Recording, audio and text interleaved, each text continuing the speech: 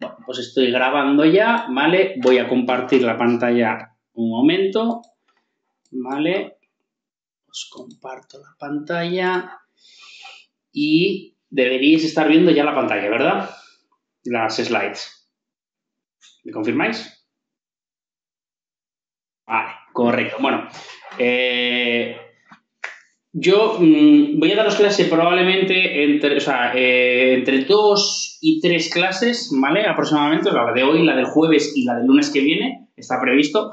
Y mi idea, que tengo que confirmarlo con Ernestina, lo que pasa es que no he podido todavía hablar con ella, es básicamente daros 3 partes, ¿vale? 3 o incluso, depende cómo lo organicemos, 4. La realidad es que dar clase online es un coñazo tremendo, ¿vale? Creo que para vosotros también lo será en parte.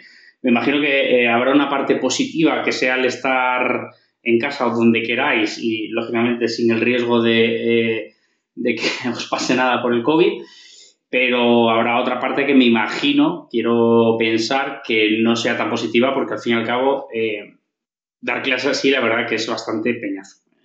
Peñazo porque no os veo la cara y, por lo tanto, me resulta harto difícil interpretar si me estáis siguiendo, no me estáis siguiendo o no, porque muchas veces, pues, y como es comprensible, lo entiendo, estáis más bien callados, no sé, no hay mucha interacción, aunque, bueno, confío en que en estas clases haya un poquito más. Pero bueno, que sobre todo entiendo que es un poco peñazo y luego encima este horario la verdad que no ayuda y menos mal que es un lunes, que no es un viernes. Pero en fin, entonces yo voy a intentar hacer la clase lo más... yo no lo llamaría dinámico, entretenido tampoco, pero bueno, lo menos coñazo que pueda, ¿vale? Aunque lamentablemente lo que voy a dar es bastante teórico, ¿de acuerdo? Al menos lo que voy a dar hoy. Aparte de lo que voy a dar hoy. Mi idea para el jueves es intentar llevarlo un poco más práctico, intentar que practiquemos algo de código. Lo que pasa es que me da la sensación de que mucho del código que yo tengo preparado, probablemente, porque ya habéis visto con Antonio la parte de preprocesamiento, o con Luis, ya habéis visto también parte de data wrangling, me centro más en la parte del algoritmo de la aplicación, que tampoco tiene mucho más, ¿de acuerdo? Porque esta asignatura... os daréis cuenta que es una asignatura que es más aplicada que otra cosa. Aunque yo, por ejemplo, hoy os voy a explicar alguna particularidad de un algoritmo, ¿vale? Como es el de los árboles de decisión, la idea en realidad es que se os explique más desde un punto aplicado, ¿vale? No tanto con el énfasis en cómo funciona este algoritmo o cómo funciona tal otro internamente, ¿vale? Porque no es algo que sea relevante, es importante, pero no tanto en esta asignatura. Y bueno, lo primero con lo que yo quiero empezar es con aprendizaje supervisado. Realmente yo sé que Lucía, que os ha estado dando no supervisado, que os ha estado dando clustering, ya os ha dado unas coletillas de un poco de lo que es supervisado y lo que no es supervisado, pero yo voy a incidir un poco más en ello, ¿de acuerdo? Un poco más no significa que os vaya a dar mucho más conocimiento nuevo, pero sí que espero reforzar un poco la idea general que quizás ella os haya contado con algún apunte más, ¿vale? Bueno, yo realmente, como parte de aprendizaje supervisado, voy a intentar contaros un poco, voy a empezar con algo un poco más generalista, ¿de acuerdo? Como es la inteligencia artificial. Voy a tocar un poco de Big Data muy brevemente porque creo que puede ser interesante que lo mencionemos y ya luego me voy a ir a la parte de supervisado, de aprendizaje supervisado y concretamente a clasificación supervisada antes de irme a lo de los árboles. Con lo de las 2-3 clases que os decía antes, la donde quería llegar, que por cierto no lo he dicho al final, es que la duración de la clase, aunque está prevista para 2 horas, yo voy a intentar llegar a un material, ¿de acuerdo? Que si lo doy en menos de 2 horas, maravilloso, y si me ocupan más de 2, no pasa nada porque lo compenso con la clase siguiente, ¿vale? Pero que no sé, depende también un poco de vuestra participación. Yo hablo mucho y me enrollo bastante, puedo enrollarme mucho, pero voy a intentar que sea lo menos posible. Lo que quiero decir es que depende de vuestra participación, pues igual la clase al final dura 2 horas, dura 1 hora y cuarto, dura 1 hora y media, no lo sé, ¿vale? Lo que me interesa más son los contenidos que el tiempo que estemos aquí y que quede claro. Bien, dicho esto, pues vamos a empezar con la parte de esto de inteligencia artificial. ¿Por qué empiezo con inteligencia artificial? ¿Por qué hablo de inteligencia artificial? Bueno, hablo de inteligencia artificial, aunque esta no sea una asignatura de inteligencia artificial y probablemente ya habréis visto alguna más de inteligencia artificial, porque lo que vamos a ver lo que estáis viendo en Data Analytics, toda la parte de análisis de datos encaja bastante bien muchas de las conceptos que estáis viendo con lo que es la inteligencia artificial, ¿vale? Esa inteligencia artificial que, bueno, quizás en los últimos años yo tengo una visión de que ha sido un poco, ¿cómo decirlo? Exagerada, ¿de acuerdo? Exagerada porque, bueno, uno piensa en inteligencia artificial y quizás está pensando en ciencia ficción o una cierta ciencia ficción, que cuidado, no digo que no haya cosas que sean así, pero que nosotros desde el punto de vista de la parte de Analytics la orientamos como las, digamos, capacidades que vamos a tener para procesar unos determinados tipos de datos, analizarlos y ayudarnos a la toma de decisiones, que esa toma de decisiones va a estar basada, lógicamente, en modelos, ¿de acuerdo?, que en este caso encajan dentro de la inteligencia artificial en lo que es el aprendizaje automático o Machine Learning. Como os digo, no vamos a centrarnos mucho, salvo que yo os explicaré un poco los árboles de decisiones con un poquito más de detalle, pero el resto de técnicas o algoritmos, ¿vale?, como puedan ser las SVM, las redes de neuronas, etcétera, etcétera, no nos vamos a meter tampoco mucho más detalle, porque las podréis ver en otras asignaturas con más profundidad. Bueno, las áreas de la inteligencia artificial son muchas, ¿vale? Aquí menciono algunas de las que hay. No os toméis esto como un sota, caballo y rey, es decir, esto no es que yo os diga que estas son las áreas y estas son las áreas, ni mucho menos, ¿vale? Además, en inteligencia artificial, bueno, como en muchas otras áreas o disciplinas, hay muchas visiones sobre qué es inteligencia artificial, qué no es inteligencia artificial y cómo encaja todo esto, ¿vale? Entonces, yo aquí os menciono algunas que os podrán sonar. De hecho, no vamos a entrar en mucho detalle, pero hay muchas que incluso hoy en día, pues como os digo, ya no se consideran tanto, pues como por ejemplo lo que puede ser la parte de búsqueda, ¿de acuerdo? O incluso la parte de representación del conocimiento, que es un área yo creo que es fundamental hoy en día, o depende de con quién hablemos o a quién escuchemos, pues puede que se considere o que no. Cosas como Deep Learning, que están muy de moda, ¿de acuerdo? Que yo creo que prácticamente todos habréis escuchado hablar de Deep Learning en algún momento, independientemente de que tengáis claro cómo funciona o no funciona. Y luego, bueno, pues otras áreas que yo creo que sí que son muy interesantes, como el procesamiento del lenguaje natural, los sistemas de query answering, ¿de acuerdo?, inteligencia colectiva o, la propia robótica y las, digamos, aplicaciones o elementos software, sobre todo, que tienen la parte de robótica para que encajan con esto de la inteligencia artificial, ¿no? Bueno, la parte de representación de conocimiento, como os digo, es la básica y, de hecho, a mí siempre pongo estas... Perdonad, que esto siempre me pasa igual, de que se me olvide quitar el sonido. Bueno, como os iba diciendo, siempre pongo esta slide como introductoria, la parte de representación de conocimiento, porque al fin y al cabo, esto de yo conozco y razono, esto de tener una serie de informaciones, ¿de acuerdo?, que se basa en una base de conocimientos y un motor de diferencias que pueden ser simples, entre comillas, reglas, ¿de acuerdo?, como por ejemplo es este caso, es como la piedra fundamental en la que al fin y al cabo se basa la inteligencia artificial, porque la inteligencia artificial no deja de ser algo que lo que pretende es, en base a una serie de hechos o a una serie de información que tenemos, ser capaces de tomar unas decisiones o ser capaces de inferir unos nuevos hechos en base a lo que tenemos, ¿de acuerdo? Y en este caso puede ser una base de reglas o puede ser un modelo que hayamos aprendido. De hecho, veremos, por ejemplo, que los árboles de decisión, que es una de las tecnologías de los algoritmos, ¿de acuerdo? O elementos más básicos, no más básicos, más clásicos, mejor dicho. A la hora de representar modelos en inteligencia artificial, se puede traducir a un conjunto de reglas, ¿vale? El propio árbol, que veremos más adelante, se puede interpretar como un conjunto de reglas, ¿vale? La parte de Machine Learning, por lo tanto, que es en la que nosotros nos queremos meter con la clase de hoy, que es el aprendizaje supervisado, son algoritmos que aprenden de, grandes. Ese de grande, ¿vale? Luego veremos en qué consiste. Ciertamente el concepto de grande es importante porque va a dar lugar a que se puedan hacer determinadas cosas y a que el comportamiento sea mejor o peor, aunque no es el único elemento, ¿vale? Pero, volúmenes de datos extraídos de diferentes fuentes, en ocasiones tiempo real, ¿vale? Y el modelo que nosotros apliquemos va a adaptar su comportamiento. Cuidado, siempre, entre comillas, comportamiento. ¿Se comporta el modelo de acorde a unas reglas humanas de consciencia y tal? No, lógicamente, se comporta en base a unos fundamentos matemáticos que hay detrás, que luego, por ejemplo, cuando veamos los árboles de decisión, veremos en qué se basan, que se trata fundamentalmente ganancia de información y entropía, ¿vale? Que son los que me permiten discernir cómo mi modelo se va a comportar. Pero siempre se va a comportar de una manera o de otra, o va a adaptar ese comportamiento del que hablamos en base a lo que le hayamos dado previamente como alimento, ¿no? Para poder llegar a una conclusión o a otra. ¿El cómo funciona? Bueno, lo vamos de momento esto a dejar porque hablaremos luego de ello, pero bueno, la generación del modelo se basa en seleccionar una serie de datos para entrenar y el uso del modelo en aplicarle una serie de datos nuevos para que me pueda dar un output, ¿de acuerdo? Un resultado. Bueno, este es un ejemplo que tenía aquí, que lo voy a omitir porque este ejemplo además concretamente hace una mezcla un poco entre la parte de procesamiento del lenguaje natural y la parte de predicción, pero lo vamos a dejar. La parte de Machine Learning, no sé si conocéis este gráfico. ¿Alguien lo conoce? ¿Ha visto alguna vez estos gráficos de los Hype Cycle de Gartner?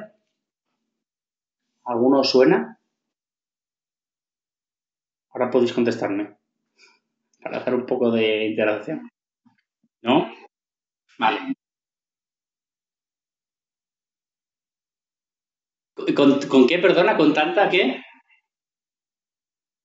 ¿Con qué has dicho? ¿Con tanta qué? Perdona. Ah, con datos. Vale, con datos puntitos. Vale, de acuerdo. Bueno, esto para que no pasa nada si no suena, es normal, ¿eh? Es perfectamente lógico. Esto es una... bueno, Gartner igual sí que os suena, es una consultora, ¿vale? Es una empresa que se dedica a la consultoría tecnológica. Y esta empresa lo que hace es que todos los años publica este gráfico, que es el gráfico, el Hype Cycle for Emerging Technologies, que básicamente lo que pretende es mostrar cuáles son las tecnologías, de acuerdo, que van a venir, las tecnologías que se están asentando o que ya han alcanzado una cierta madurez, o las tecnologías que en cierto modo ya están, digamos, yéndose y ya empiezan a tener o a perder relevancia. Pongo este gráfico porque la parte de Machine Learning creo que es muy interesante hablar de ella y de cómo encaja en este gráfico y cómo encaja históricamente. Creo que también es bueno que sepamos un poco el contexto histórico. Antes de explicar un poco más, ¿alguien me sabría decir la inteligencia artificial cuánto tiempo tiene como, digamos, disciplina? O sea, ¿cuándo fue la primera vez que se habló de ella? Más o menos, ¿eh? No os digo que me digáis el año 2003, no, aproximadamente. 2000, 2010, 1990, antes, después. ¿Cuándo creéis más o menos que la inteligencia artificial y también me podéis decir Machine Learning como tal, creéis que nace? ¿Desde cuándo está presente?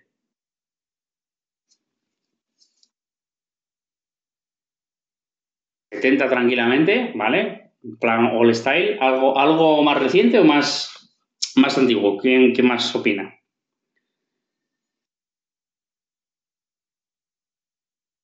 Vale, el perceptrón, vale, perfecto. Ya ahí ahondamos concretamente en algo, el perceptrón multicapa, ¿de acuerdo? Pero bien, de los años 50. ¿Bien? ¿Alguien lo pone antes, lo pone después?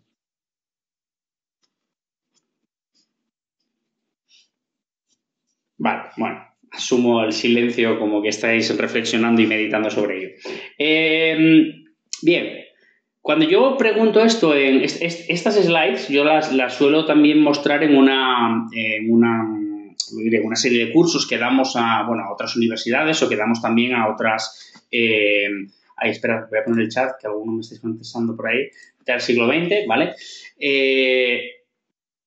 O algunas empresas, ¿vale? Por ejemplo, alguna empresa de sector financiero. Y hago siempre esta misma pregunta. Y, bueno, yo es verdad que cuando hago esta pregunta soy un poco cabroncete porque sesgo un poco al público, ¿no? Porque les digo que la realidad, de hecho lo he intentado con vosotros, aunque no me ha salido todo bien, cuando os he dicho ya 2003, 2010, ¿vale? A ver si vais por ahí, pero veo que no, lo cual me congratula. Pero les digo siempre, pues hombre, es que claro, ahora mismo lo de la inteligencia artificial parece que no sé, que es algo que se oye ahora, ¿no? O sea, pues yo escucho en la radio, coche, que ahora trae inteligencia artificial, no sé qué, que trae inteligencia artificial. Joder, esto tiene que ser nuevo. Pero efectivamente, como bien apuntabais, ¿vale? O sea, no os ibais de hecho nada mal cuando me habéis dicho lo del perceptrón de los años 50. No te puedo confirmar ahora mismo si el perceptrón encaja en esa década, ¿de acuerdo? Aproximadamente, porque la verdad que no lo sé ahora mismo, el perceptrón, pero sí que os puedo confirmar que el concepto de inteligencia artificial como tal nace más o menos en el 56, si no recuerdo mal, ¿vale? Hay una conferencia que se llama la Conferencia de Dartmouth, ¿vale? En la que se reúnen una serie de científicos o investigadores del área o de las áreas tecnológicas que tienen que ver con la inteligencia artificial y deciden un poco, vamos a decir, entre comillas, acuñar el término, ¿vale? Pero bueno, muchos de vosotros habréis escuchado oír hablar de Alan Turing, ¿no? ¿Os suena Alan Turing? ¿Vale? Alan Turing, que es considerado uno de los padres de o el padre probablemente de la inteligencia artificial, pues supongo que sabréis un poco su contribución con el tema de la máquina Enigma, etcétera, etcétera, aunque quizás esa parte pueda encajar un poquito más en la parte de criptografía, etcétera, pero sí que es considerado, de hecho, bueno, el premio equivalente al Nobel de la informática es el premio Turing, ¿vale? Que concede todos los años la asociación ACM. Entonces, y Turing, ¿vale? Pues es incluso anterior a esta época.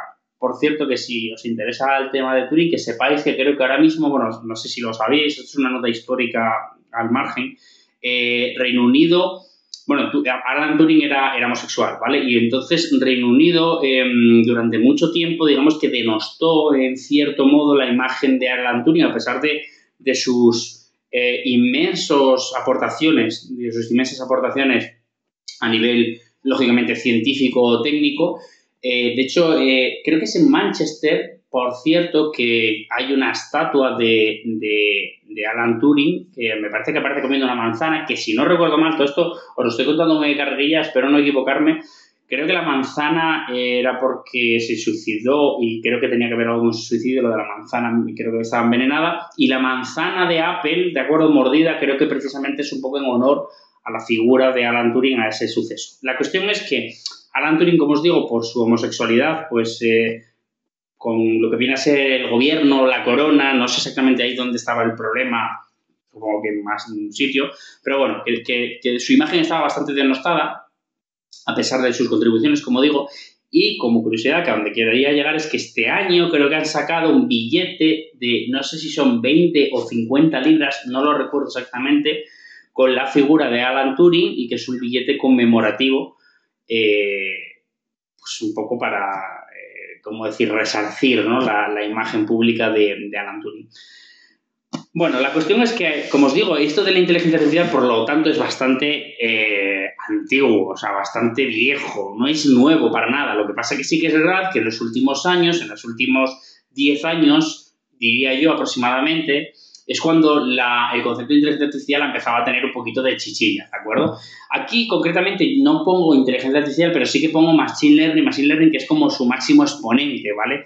Al fin y al cabo, Machine Learning es como lo que agrupa o aglutina muchos de los algoritmos y modelos o posibilidades de modelos que se pueden generar y que encajan perfectamente con la inteligencia artificial. Y aquí lo que quería decir este gráfico de Gartner básicamente era como que el Machine Learning iba a tener su momento, ¿de acuerdo? En este caso, pues estaba entre 2 y 5 años, su momento de madurez. La realidad es que a lo largo... esto se debería estar moviendo. Vale, a lo largo de los años que fue pasando, ¿vale? Por ejemplo, el de 2016 no sé por qué no lo tengo, pero 2017 Machine Learning pues más o menos seguía aproximadamente ahí, daba un poco hacia atrás en lo que era la cresta de la ola, aparecían ya, por ejemplo, otros elementos como Deep Learning, que ya también está muy de moda, Cognitive Expert Advisors, que tiene que ver con la parte de Machine Learning, Deep Reinforcement Learning, Artificial General Intelligence, que es otra especie de subconcepto de la inteligencia artificial más generalista, no tan aplicado, ¿vale? Y bueno, luego pues aquí ya vemos que toda la parte de inteligencia artificial en 2018 explota, ¿de acuerdo? Y hay muchos otros elementos que tienen que ver como subdisciplinas o aplicaciones de la inteligencia artificial. Algunas lo mencionan de manera directa, como pueda ser Artificial Intelligence Platform as a Service, Conversational AI Platform, Edge AI, o sea, la parte esta de computación ubicua, inteligencia artificial ubicua, etcétera, ¿vale? Hay muchos y luego otros, bueno, asistentes virtuales, redes neuronales profundas, Deep Learning otra vez vuelve a aparecer, que pertenecen al concepto de inteligencia artificial, pero no tanto. Entonces, estos gráficos son bastante interesantes un poco porque miden las expectativas tecnológicas del sector o las expectativas del sector tecnológico. No tengo más allá de 2018 porque al fin y al cabo esto es un movimiento constante de tecnologías, algunas desaparecen, otras vuelven a aparecer, ¿de acuerdo? Y no tiene mucho más que esto, pero sí que creo que es relevante, por lo menos conceptualmente, entender cómo la sociedad tecnológica se va moviendo, ¿de acuerdo? O va bailando en torno a estos conceptos. Vale, antes de irme a la parte de supervisado, quiero hablar ligeramente, porque hay una parte de Big Data que creo que es muy interesante y muy importante que hablemos de ella, del concepto de Big Data, porque creo que el concepto de Big Data es algo también que tuvo mucho hype. Es más, yo aquí realmente os hablo de Big Data y veis que os voy a poner muy poquitas slides, ¿vale? Vais a ver que son 4 slides. Pero vuelvo a lo mismo. Para otros cursos que damos en otras entidades, la parte de Big Data pues la desarrollamos un poquito más y vuelvo a poner lo del gráfico de Gartner, pero en este caso con la parte de Big Data, ¿vale? Entonces, lo primero que os quiero preguntar, vosotros que sois futuros graduados en Matemáticas e Informática por la Universidad Politécnica de Madrid, es ¿qué es para vosotros Big Data y qué hace a los datos grande, ¿no? O sea, what makes data Big Data? ¿Qué creéis que es Big Data? ¿Quién me da una definición del Big Data? Unas veces digo data, otras data, perdonad por mis spanglish. ¿Qué me decís?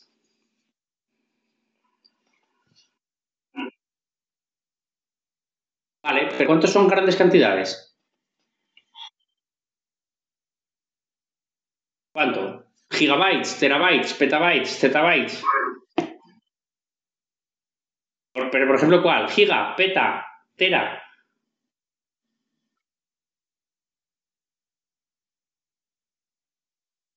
Tera. ¿Por qué tera?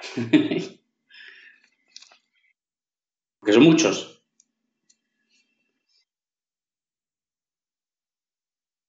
No, peta es una unidad de medida, ¿vale? También. O sea, vale. Pensé que con una barbaridad, pensé que lo estabas llevando al terreno de las drogas. Y no estamos para hablar de drogas ahora mismo, ¿no? No vamos por ahí. No a estas alturas. Ya veremos al final de curso.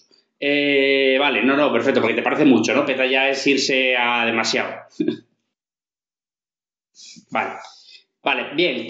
Me gusta esa opinión, pero quiero alguna otra más. ¿Alguien cree que Big Data es otra unidad de medida más, eso, pues quizás más los peta, más los zettabytes? ¿O alguien me da una definición de Big Data un poco alternativa que crea que no tiene tanto que ver con los peta o los tera o los... o otra opinión?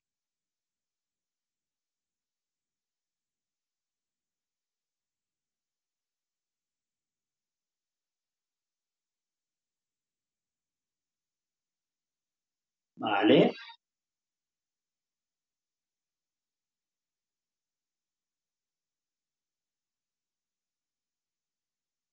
Vale. Me gusta tu opinión y cómo la has expresado. La puliría un poco más. Es que tu opinión va a encajar bastante bien ahora cuando lo veamos con las características de Big Data. O sea, tú, no voy a adelantar acontecimientos. Te vas a un punto en concreto, tal como has hecho la descripción, te vas a un punto concreto. Vale, no os voy a pedir más definiciones por ahora. Bueno, mirad, esto es una definición que a mí me gusta mucho cuando la vi, porque me pareció muy, muy relevante en su momento, sobre todo cuando yo empecé a trabajar en todos estos temas, ¿no? Y decían que el Big Data es como el sexo en la adolescencia, todo el mundo habla sobre ello, nadie sabe realmente cómo hacerlo, todos piensan que todos los demás lo están haciendo, por lo tanto todo el mundo dice que lo está haciendo, ¿no? Esto es como cuando tienes X años y tú estás viendo que tus, digamos, círculos íntimos de amigos empiezan no voy a decir a procrear porque no procrean, pero sí al noble acto de procrear sin llegar a ello y dices, joder, pues hostia, yo también quiero hacerlo realmente, ¿no? Porque todo el mundo lo está haciendo, aunque no sé muy bien cómo haerlo, no tengo muy claro dónde meterla, pero yo quiero llegar a ello. Entonces yo digo que también lo estoy haciendo.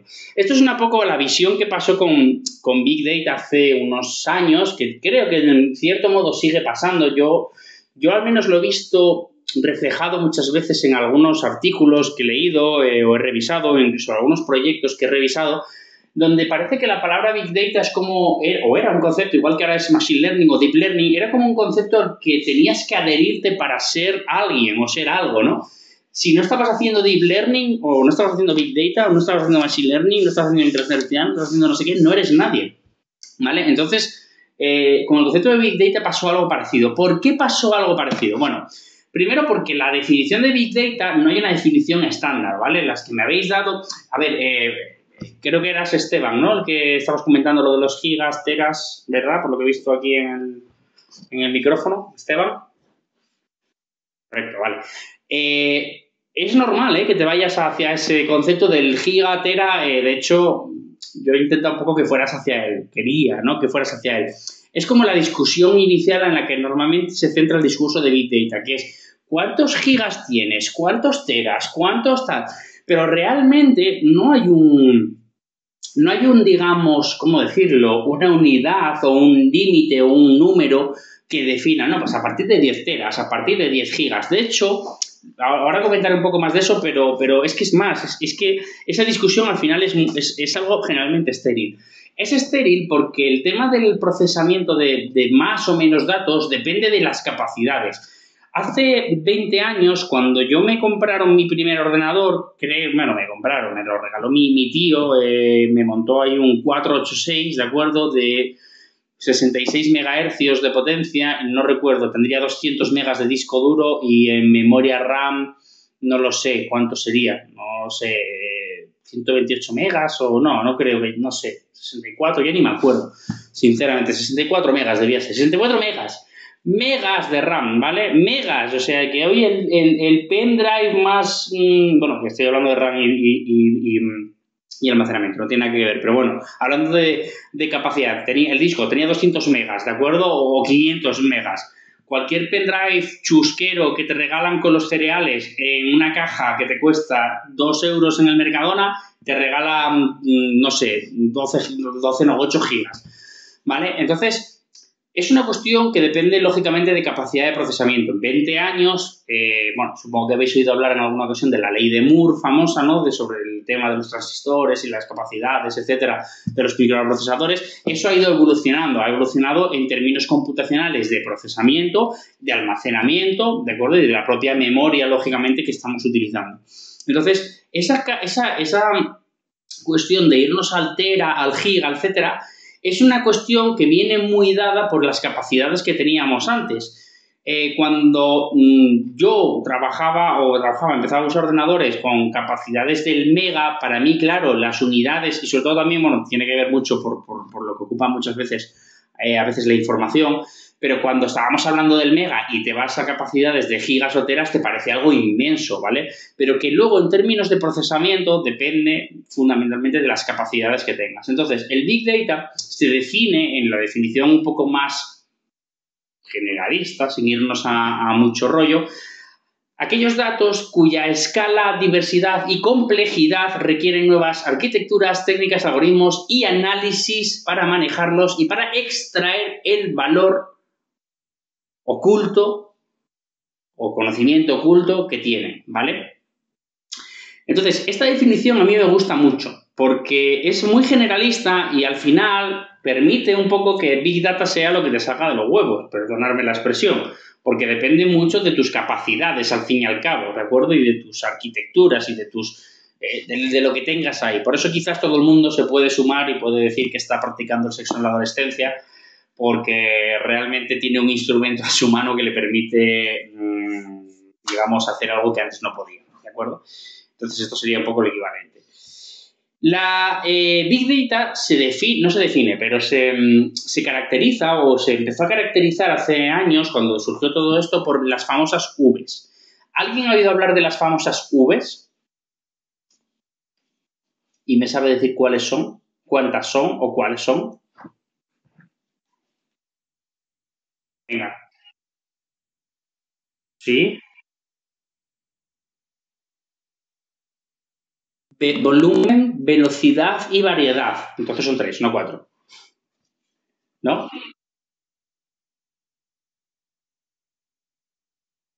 Lucía, no sabía que eras tú, vale, ya te he fichado. Vale, ¿cuántas son? Realmente, ciertamente, empezó con 3, ¿de acuerdo? Empezó con 3, la definición original. Esta definición original la sacó concretamente IBM, porque IBM fue uno de los primeros que se metió en el asunto de la parte de Big Data, ¿no? O sea, quiso coger su trozo del pastel del tema de Big Data y fue uno de los primeros. Y efectivamente, las 3 iniciales que manejó fueron el volumen, la velocidad y la variedad, ¿de acuerdo? Son las 3 iniciales. Ahora mismo, el concepto de Big Data, lo último que yo he leído, que ya os digo que en cierto modo me desconecto hasta del mundo porque llega un momento que al final no es más que un autobombo, ¿vale? Que determinados vendors quieren hacer sobre sus tecnologías y por lo tanto definen más o menos Vs, pero lo último que yo vi eran 7, ¿de acuerdo? Eran 7 Vs que ahora comentaré, pero las 3 iniciales eran esas: volumen, velocidad y variedad.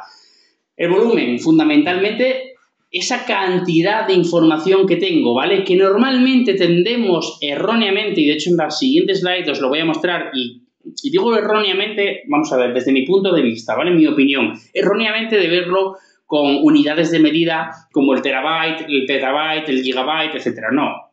Creo que la cosa va mucho más allá y es más lo que dijo la compañera antes, Nuria creo que era quien habló, que comentaba un poco del tema del número de elementos que puedan ser relevantes o no. Y ahora hablaremos porque hay una diferencia importante entre una cosa y otra. Luego la velocidad, ¿vale? ¿A qué velocidad se genera? Esto también es muy, ¿cómo deciros?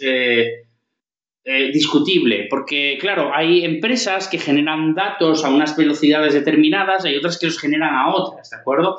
Es bastante difícil llegar a discernir cuál es la velocidad adecuada, pero sí que es verdad que básicamente aquí lo que se intenta diferenciar es entre aquellos datos que se generan, digamos, de un modo más batch, más en segundo plano o más en un entorno más lento, que aquellos datos que son datos, lo que se llama data in motion, ¿vale? Que son, por ejemplo, los streams de datos, ¿vale? Flujos de información continua, ¿de acuerdo? Que se genera sin parar. ¿Alguien me sabe decir de un stream de datos que os suene? ¿Algo? Voy con la idea de que me digáis uno muy particular, que es el que tengo yo en mente. Me diréis otro y valdrá también, pero un stream de datos, ¿qué podría ser?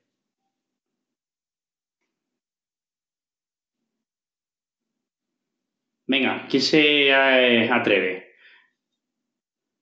Algo que genere datos de manera continua, que no suena a ninguna plataforma que esté generando datos de manera continua sin parar.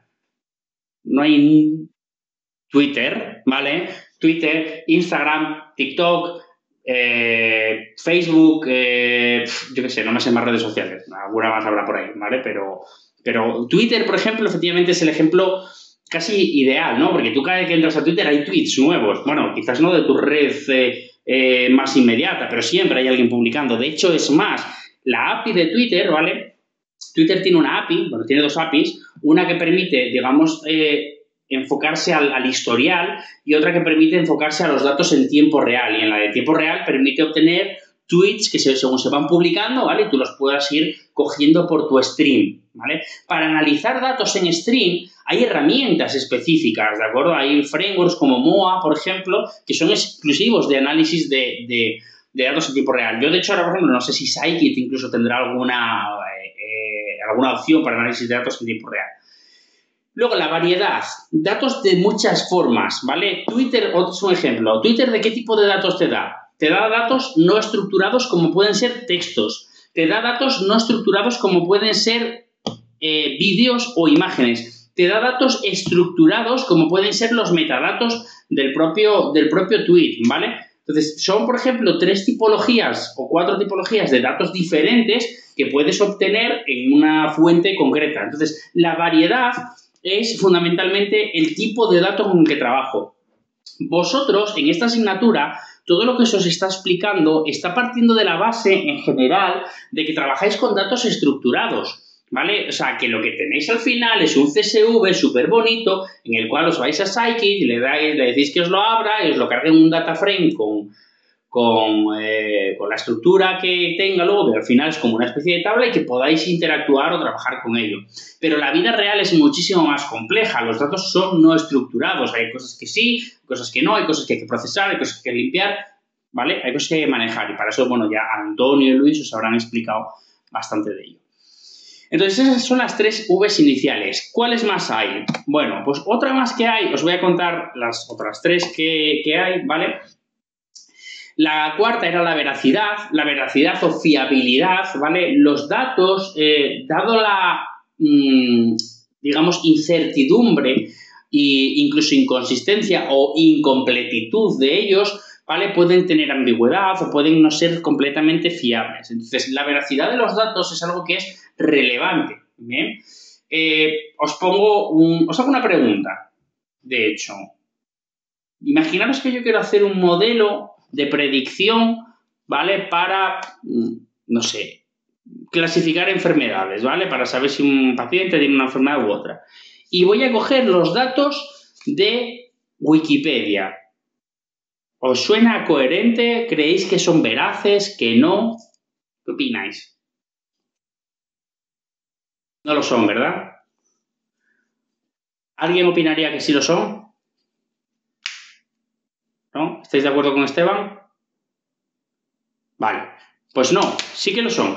Me explico. O sea, entiendo tu razonamiento, Esteban, ¿eh? O sea, y de hecho buscaba que dijerais que no lo es, porque ciertamente Wikipedia lo dirá cualquiera y realmente, pues oye, va a ir cualquiera a coger y a modificar y a trolear, ¿no? El contenido. Es cierto, partimos de la base de que Wikipedia, por ser una enciclopedia colaborativa, puede generar que mucha de la información que tenga no sea fiable. La pura realidad es que, por ejemplo, en el contexto médico, Wikipedia es una de las fuentes más fiables. ¿Por qué? Porque tiene 2 características fundamentales.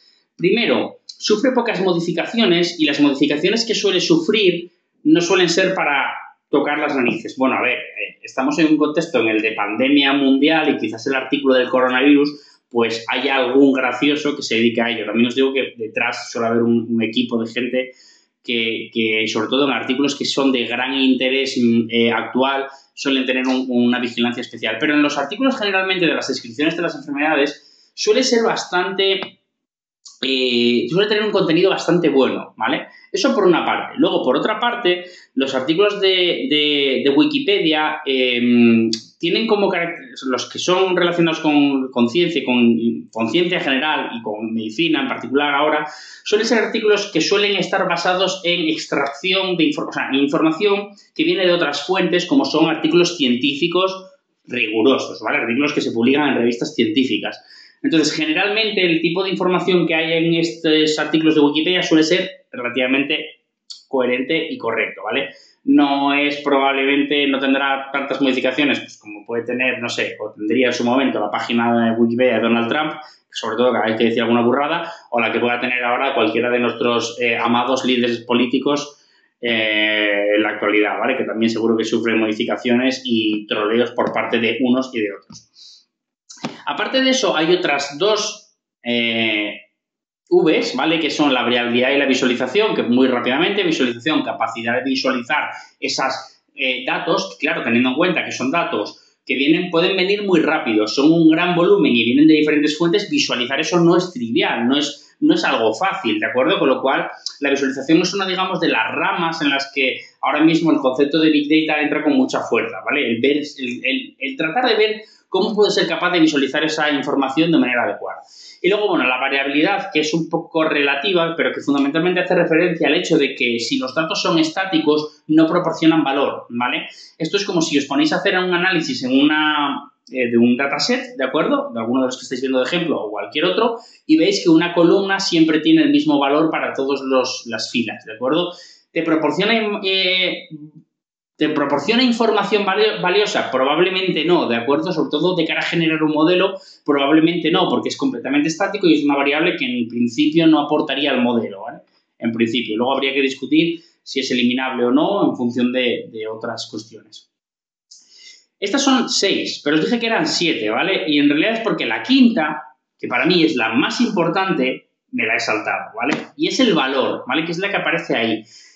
Nuria, cuando antes empezó a comentar el tema de lo de tener 200 para una empresa puede ser importante y para otra tener tal, te fuiste hacia o sea, tal y como lo definiste, en realidad estabas definiendo una cosa muy importante que es el valor, ¿vale? El valor. De todas las puñeteras Vs que tiene Big Data en su concepto de definición o de características que lo definen, para mí la más importante, la más relevante y la más absolutamente necesaria de todas ellas es el valor. Porque si no, ¿de qué te sirve? ¿Vale? ¿Para qué quieres tener datos que sean un gran volumen, que vengan a una gran velocidad, que tengan una variedad, que tengan no sé qué, que sean veraces, que puedas visualizar y que tengan variabilidad, si luego no te sirven de nada, ¿vale? Almacenar datos porque sí, sin darles un valor o sin que tenga un objetivo específico puede ser regulatorio, te pueden obligar a guardar los datos durante X tiempo, eso pasa, ¿vale? O sea, las entidades bancarias o cualquier empresa tiene que guardar datos como nosotros que tenemos que guardar vuestros exámenes durante X años, ¿vale? Porque si hay una revisión, hay una auditoría o hay cualquier historia, necesitamos tener ese tipo de información. Pues eso entra dentro de lo que es cumplir con la legislación, cumplir con nuestra obligación. Pero más allá de nuestra obligación, si luego tú tienes toda esta información y no la utilizas para nada, lo que tienes es una especie de síndrome de Diógenes digital, ¿de acuerdo? O sea, estás guardando mierda y, bueno, mierda, entenderme. Estás guardando información potencialmente que si no vais a utilizar no va a servir de nada, ¿vale? Porque no la vais a usar. Entonces, el valor es la idea fundamental en la que se sustenta, al fin y al cabo, todo esto. Cuando hablamos de hacer modelos de Machine Learning, cuando hablamos de hacer aprendizaje supervisado, cuando hablamos de Big Data, cuando hablamos de patatín, patatán, hablamos de valor, ¿vale? Hablamos de tener valor, de extraer valor. Y ya para acabar, la última cuestión que quiero comentar es esto que encajaba también con lo que empezaba a decir Nuria, sobre para uno tener 200, para uno tal, y encajaba también con lo primero que hablaba con Esteban sobre los tamaños. Volumen es diferente de tamaño, ¿de acuerdo? Cuando vosotros habláis, y aunque esto es algo que incluso las propias slides que os he puesto, ¿vale? Aquí habla de terabytes, exabytes, pero yo no estoy de acuerdo, ya os he dicho que no estoy de acuerdo con eso, porque para mí hablar de terabytes, hablar de exabytes, estamos hablando de size, ¿vale? No estamos hablando de volumen como tal. Y pongo un ejemplo. Vamos a ver, pongo un ejemplo real, además. Cuando nosotros, bueno, contextualizo, ¿vale? El laboratorio en el que yo estoy trabajando en el CTV trabaja con datos médicos, ¿vale? Historias clínicas de pacientes de cáncer de pulmón que analizamos para hacer X cosas. Como parte de esos análisis, sobre todo de un proyecto que tuvimos hace unos años, había una parte en la que lo que queríamos era analizar los datos de imágenes de cáncer de pulmón, radiografías, que debo recordar que eran, o PET o SPECT, no sé exactamente la tipología de imagen. Y luego, por otra parte, queríamos analizar el texto de las historias clínicas donde se describía que si un paciente tiene esto, patadín, patadón, etc. Bien. Para un conjunto de 1000 pacientes, ¿vale? Que es el volumen aproximado que teníamos, las historias clínicas en texto ocupaban, es que no lo sé, o sea, os voy a decir un número, realmente, probablemente hasta me esté tirando a la piscina y sea menos, perdón. Ocupaban, pongamos, unos 10 gigas, ¿vale? ¿Por qué? Porque ocupa muy poco realmente, porque el texto es un elemento de muy baja resolución. Lo que quiere representar un carácter implica necesitar un byte, ¿vale? Y al final, por muchos caracteres que tengas, o sea, para tener un kilobyte, que es nada, ¿de acuerdo? Necesitas 1024 caracteres. Entonces, llegar a ocupar o a copar volúmenes ya de longitudes de gigabytes en texto es tener cantidades muy, muy, muy, muy grandes, ¿vale? Y aunque nosotros teníamos cerca de 300.000 textos, ¿vale? Algunos con más longitud y otros con menos, la pura realidad es que eso ocupaba poco. Sin embargo, una sola imagen de un solo paciente, no te hablo de 1000, no solo de 1000, de un solo paciente, una sola imagen podía ocupar en torno a los 5 gigas, ¿vale?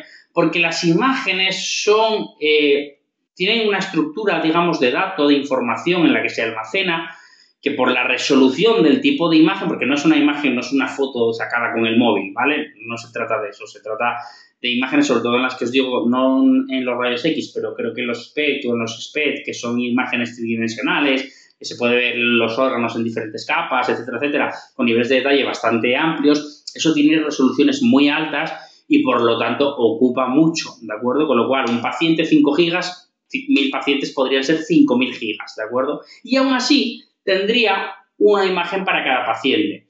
Cuando vamos a trabajar con modelos de Machine Learning, lo importante no es tanto lo que ocupe en términos de tamaño, que puede ser importante para procesarlo, ¿vale? No digo que no. Pero en términos de hacer algo, ¿vale? Como decía Nuria, quizás a mí lo que me interesa más es tener un número relativamente alto, 200, 300, 2000, ¿vale? 2000 pacientes, 2000 clientes, 2000 imágenes, ¿vale? Que son lo que me permitirán hacer algo. Porque el aprendizaje supervisado y no supervisado se basa, al fin y al cabo, en los volúmenes, ¿vale? De datos que tengo, no en los tamaños, ¿vale? Los tamaños pueden implicar un problema de computación adicional, pero no tanto un problema de los modelos que voy a generar. Antes de seguir, que es que además hablo mucho y me ahogo de tanto hablar. ¿Hacéis break en esta asignatura o tiráis hasta el final y acabamos un rato antes?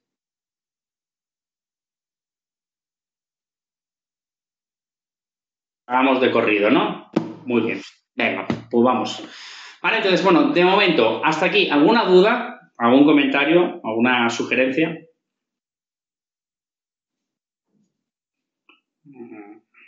Vale. Esto es lo que más rabia me da de dar las clases así, porque primero no sabes muy bien cuánto tarda en llegaros mi audio, ¿vale? Que puede haber un pequeño lag ahí de unos segundos, con lo cual si voy muy rápido y digo muy rápido algo, puede que alguno quisiera preguntar, pero ya como me vuelve a ver hablar, pues se calla y no dice nada. Y luego segundo es que no os veo las caras, con lo cual, bueno, no sé si seguís ahí, la gran mayoría, sé que Esteban sigue fiel ahí al pie del cañón porque es el quien generalmente más me contesta, pero el resto no sé si seguís, ni tampoco pasa nada, no voy a intentar averiguarlo, ¿vale? Pero sí, vale, bien, Carmen también ahí, que me ha hecho ahí un ok. Bueno, que entiendo que sí, pero que es bastante frustrante, porque la verdad que no ver la cara y sobre todo no ver vuestra generalmente cara de decepción o de qué coño me está contando, a veces es frustrante para entender sobre todo si la cosa va bien. Pero bueno, voy a asumir que va bien. Vuelvo a repetir, por favor, interrumpirme en cualquier momento con total libertad. Podéis desmutear el micro y hablar si tenéis alguna cosa que decir. Bien, vamos a aprendizaje automático entonces. Vamos a empezar ya en harina. Esto probablemente hay algunas partes que las vaya pasando más rápido. Lo siento nuevamente si hay cosas que ya os explicó Lucía o que incluso ya salieron en algún otro momento, pero prefiero recalcarlo y, digamos, reforzar el conocimiento. Bueno, el aprendizaje automático, ¿vale? Es una rama que se centra en el diseño y desarrollo de algoritmos que aprenden automáticamente a partir de un conjunto de datos. Nosotros, en esta asignatura, como os digo, vemos esta rama desde un punto de vista aplicado, ¿vale? No vemos desde el punto de vista de diseñar un algoritmo nuevo. No nos centramos tanto en mejorar un algoritmo para que funcione de acuerdo y tenga una precisión mayor o tenga una eficiencia mayor. No, nosotros lo aplicamos, ¿de acuerdo? Pero bueno, la rama como tal también se centra en el diseño, ¿vale? Pertenece tanto a la parte de inteligencia artificial como a la propia estadística. Es más, vosotros que sois además graduados en matemáticas y en informática, pero tenéis un bagaje y un background de matemáticas desde luego más amplio que quizás el informático medio, ¿de acuerdo? Esto lo veréis como algo además bastante más natural, porque al fin y al cabo todos los algoritmos que veamos, tanto si los explicamos en detalle como si no, pero todos estos algoritmos tienen un sustento matemático, ¿vale? Y con matemático para mí incluyo la estadística, ¿vale? Aunque aquí habla de estadística, yo prefiero mencionarlo como matemática, porque hay algunas partes que creo que son más puras y quizás, por lo tanto, menos estadísticas clásicas. Pero bueno, muchos de los conceptos que veamos sostienen o sonarán probablemente de estadística, ¿vale? Bueno, una característica es que los algoritmos se diseñan para ser generales, ¿vale?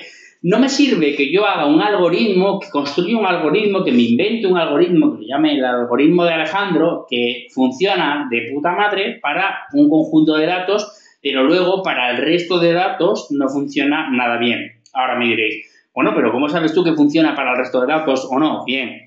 Vamos a ver, cuando se diseñan y se prueban este tipo de algoritmos, suele haber generalmente conjuntos de datos sobre los que se pueden aplicar y sobre los que se pueden estudiar la eficiencia, ¿de acuerdo?, comparativamente. Lógicamente, no lo puedes ejecutar contra todo tipo de datos. Es más, los algoritmos como tal que se ejecutan en Machine Learning, todos tienen características de determinado tipo, ¿vale? Pues unos funcionan mejor con datos que estén más balanceados, otros con datos que estén menos balanceados, otros funcionan mejor con datos que tengan esta tipología de variable, otros se atascan en mínimos locales, otros en no sé qué. Por ejemplo, si Lucía os estuvo explicando Camedias, quiero recordar que era un algoritmo que tiene un pequeño sesgo, aunque es aprendizaje no supervisado, pero que tiene un pequeño sesgo hacia determinados tipos de conjuntos de datos, ¿vale? A la hora de ejecutarse. Entonces, es lógico pensar que no existe el algoritmo perfecto,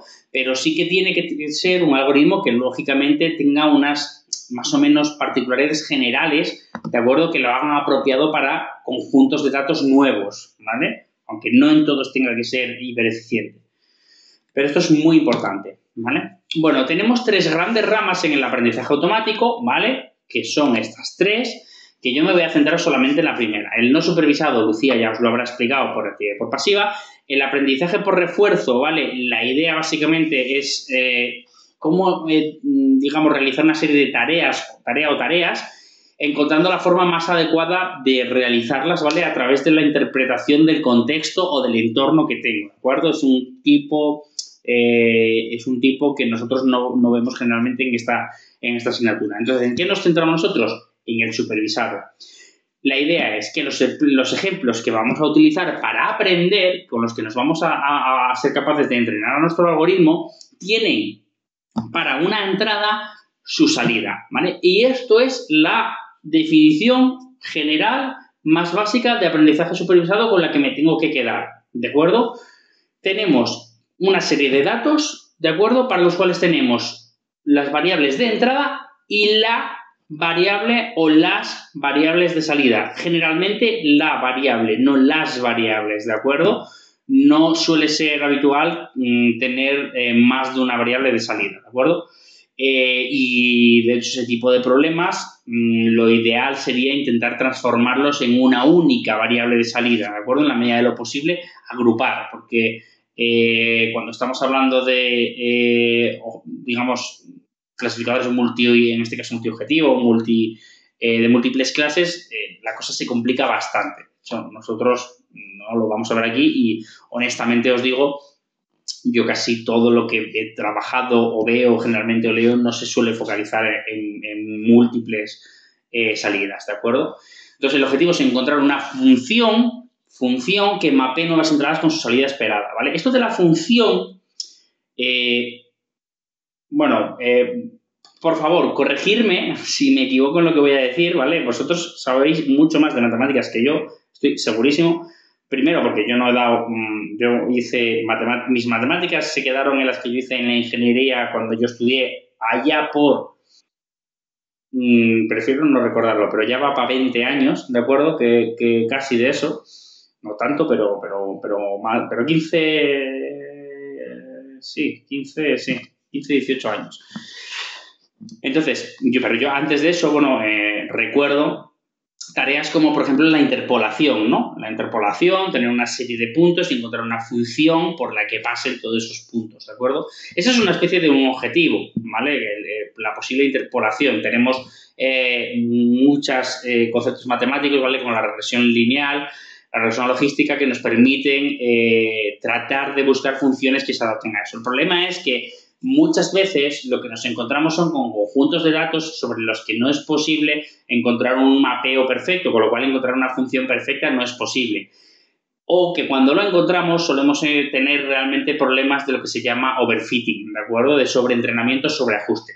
Luego hablaremos de ello, pero que en el fondo el supervisado lo que pretende es encontrar algo que se amolde a ese conjunto de datos de entrenamiento, pero sirva también para datos nuevos, ¿vale? No me sirve si solo vale para mis datos de entrenamiento y luego le doy datos nuevos y no funciona, ¿vale? Y veremos cómo eso se puede medir y se puede evaluar, ¿vale? Entonces, bueno, he supervisado algoritmos que tienen que encontrar una función que mapee una entrada a la salida esperada, ¿vale? Cuando trabajamos con aprendizaje supervisado, estos son los pasos que antes vi, que dije, bueno, luego los comentamos. Estos son los puntos o pasos que tenemos que tener en cuenta. Primero, modelar los datos disponibles como conjuntos de entrada y salida, ¿vale?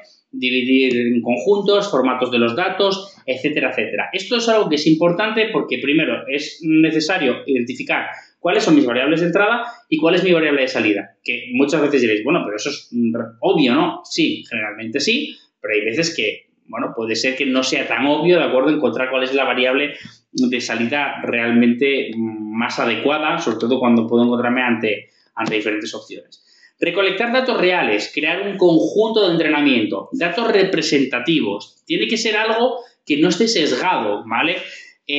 No me sirve tener un conjunto de datos que siempre, por ejemplo, imaginaros, quiero hacer un algoritmo, perdón, un algoritmo no, quiero hacer un modelo, quiero crear un modelo, entrenar un modelo que me permita discernir, de acuerdo, si en base, imaginaros, a datos de me voy a meter en un berenjenal, ¿vale? Pero en base de datos de la vacunación, ¿de acuerdo?, de la COVID, si un modelo que me prediga teóricamente en base a las características del paciente, partiendo de la base de que es una vacuna determinada, ¿vale? No metiéndonos en el berenjenal de tener varias, imaginaos que estamos con la de Pfizer, ¿vale? O con la que sea, con la AstraZeneca, y quiero básicamente predecir, ¿de acuerdo?, en base a las características del paciente, si el paciente le va a dar una reacción mínima o no mínima, ¿vale? Bueno, ya os digo que esto lógicamente no es algo tan trivial, ¿vale? Porque los procesos fisiológicos que hay debajo de la propia vacunación, aparte de las características propiamente dichas genéticas del paciente, tienen una influencia muchísimo más allá de lo que nosotros podamos modelar. Pero imaginaros que quisiéramos modelarlo o pudiéramos modelarlo. Lo que no me sirve es, por ejemplo, que todos mis pacientes sean hombres, o todos mis pacientes sean mujeres, o todos mis pacientes sean de una franja de edad muy concreta, o todos mis pacientes tengan una característica de una determinada manera o de otra, porque eso lo que hace es restarle representatividad al conjunto de datos, ¿de acuerdo? Entonces, mis conjuntos de datos para hacer los modelos tienen que tener una serie de características mínimas. Bien, elegir el algoritmo en función de la estructura de los datos y las características del problema. Bien, esto es algo que creo que es bastante importante que mencionemos, porque, vamos a ver, yo tengo un conjunto de datos en el cual sé cuál es el problema que quiero plantear, quiero coger y ver si va a dar este tipo de reacción, ¿vale? Para esta persona tengo un conjunto de datos representativo, está más o menos bien distribuido, a los que les ha dado reacción y a los que no. Luego hablaremos sobre el balanceo de la clase objetivo, ¿vale? Pero bueno, lo tengo más o menos claro. Y ahora la cuestión es, ¿vale? ¿Qué hago? ¿Qué uso? ¿Una red de neuronas? ¿Un árbol de decisión? ¿Un SVM? ¿Una red bayesiana? ¿Vosotros creéis que la elección del algoritmo es algo, digamos, de prueba y error? ¿Puede tener alguna, digamos, ¿cómo decirlo?, algún criterio de selección o qué? ¿Qué opináis? ¿Cuál es vuestra opinión sobre esto? Venga, Esteban, Carmen, Lucía, Nuria.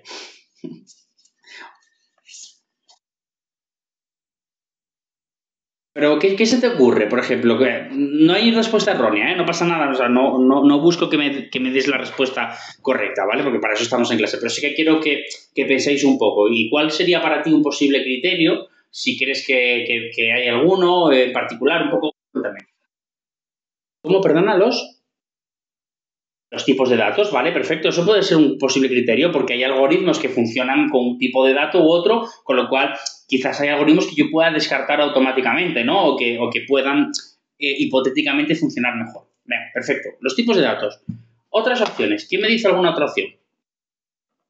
Alguien que no sea Esteban. Venga, que Esteban ya está avanzado. La cantidad de datos.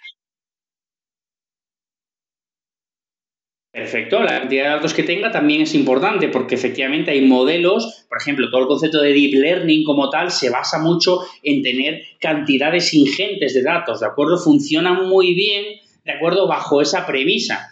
Casi todos los modelos funcionan mejor, lógicamente, bajo la premisa de tener una cantidad, un volumen mínimo. Pero bueno, ciertamente hay algunos que se pueden comportar mejor o peor ante más o menos. Perfecto, cantidad, tipo de dato, ¿qué más? ¿Qué más opciones creéis que puede ser interesante?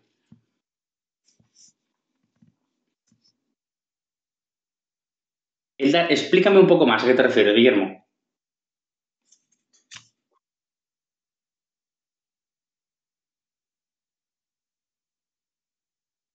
Vale, correcto. Bien, lo que pasa es que ahí te me has adelantado un poquito. Eso es porque cuando veremos luego la diferencia entre clasificación y predicción, que ciertamente son las dos posibilidades. Pero cierto, justo, hay algoritmos que no me sirven para hacer clasificaciones, por ejemplo, binarias, y hay otros que no me sirven para predecir variables continuas. Entonces, uno u otro puede cambiar. Te lo compro, cierto. Más, yo es que quiero ver si alguien me llega a un punto interesante que quiero que hablemos. ¿Qué más?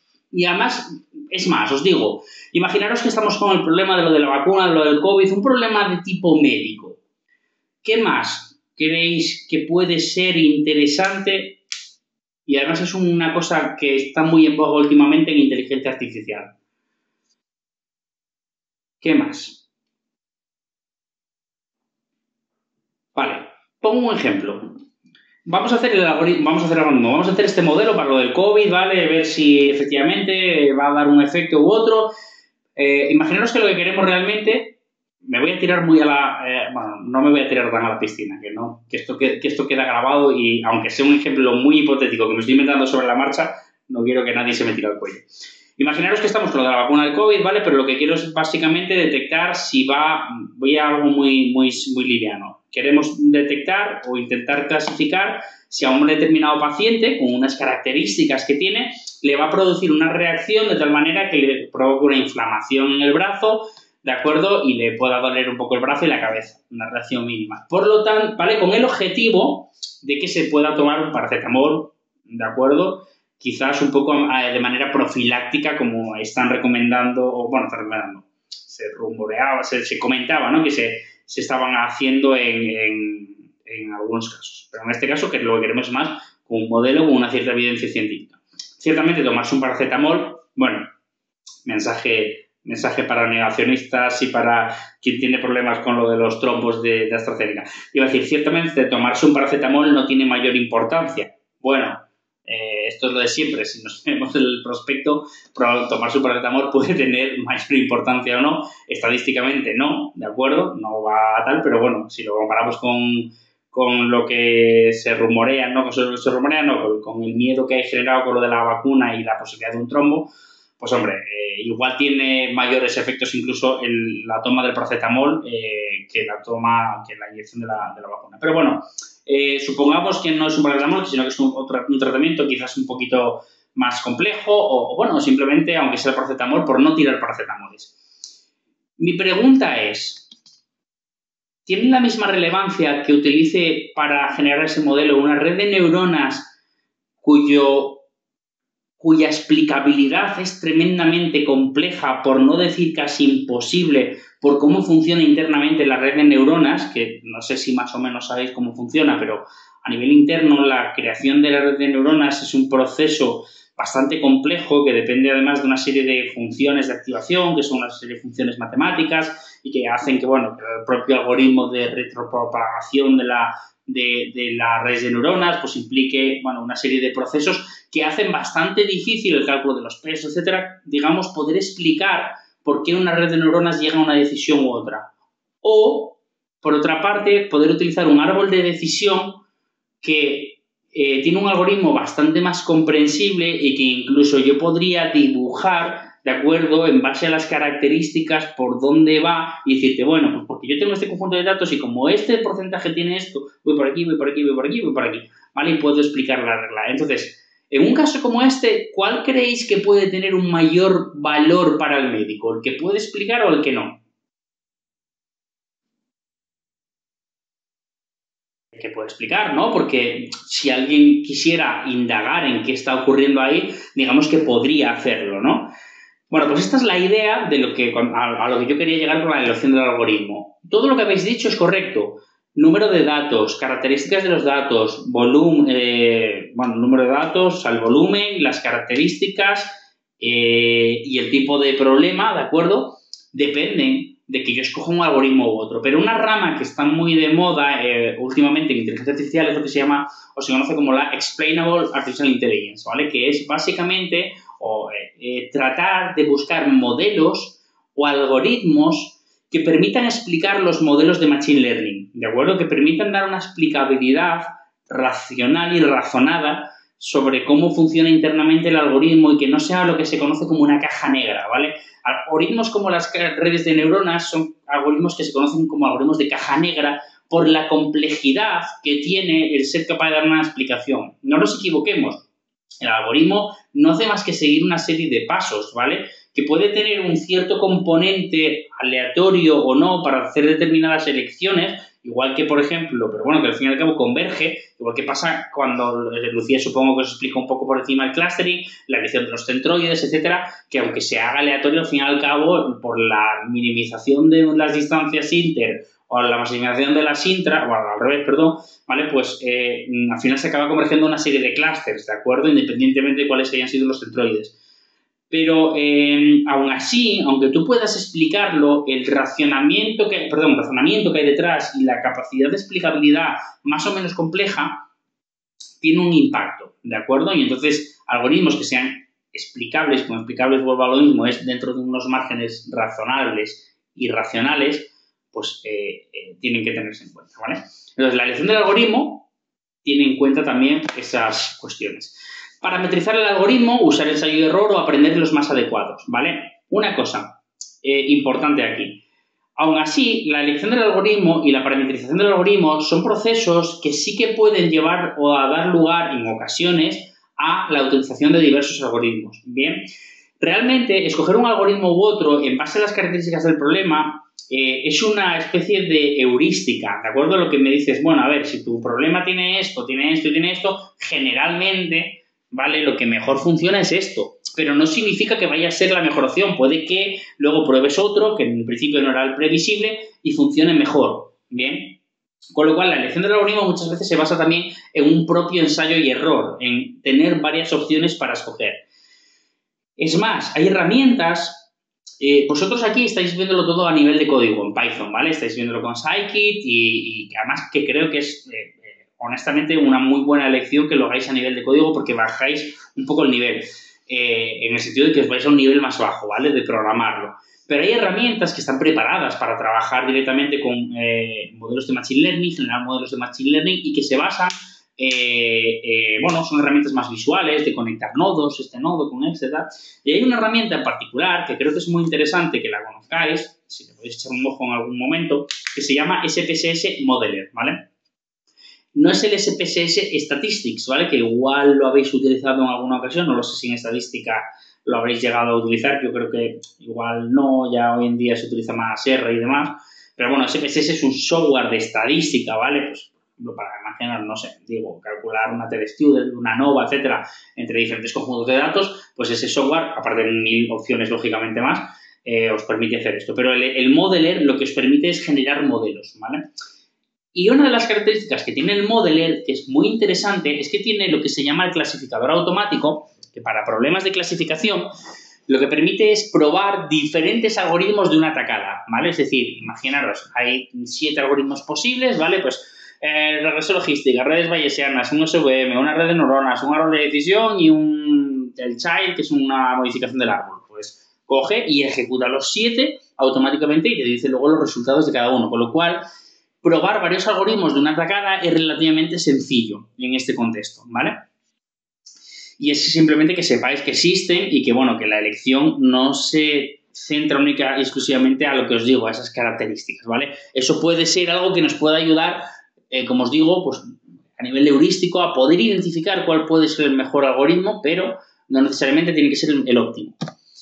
Y luego evaluar la precisión, ¿vale? Usar datos diferentes a los que se usan en el entrenamiento para evitar sesgos. Esto es imprescindible, ¿vale? Cuando yo entreno con un modelo, tengo un conjunto de datos, tengo 10.000 datos. No puedo entrenarlo con los 10.000 datos y evaluarlo con parte de esos 10.000, porque lo que hago es sesgar, ¿vale? Tengo que coger y dividir en lo que se conoce como los conjuntos de training y test. Hay un conjunto que se utiliza para entrenar y un conjunto que se utiliza para probar o para validar, ¿de acuerdo?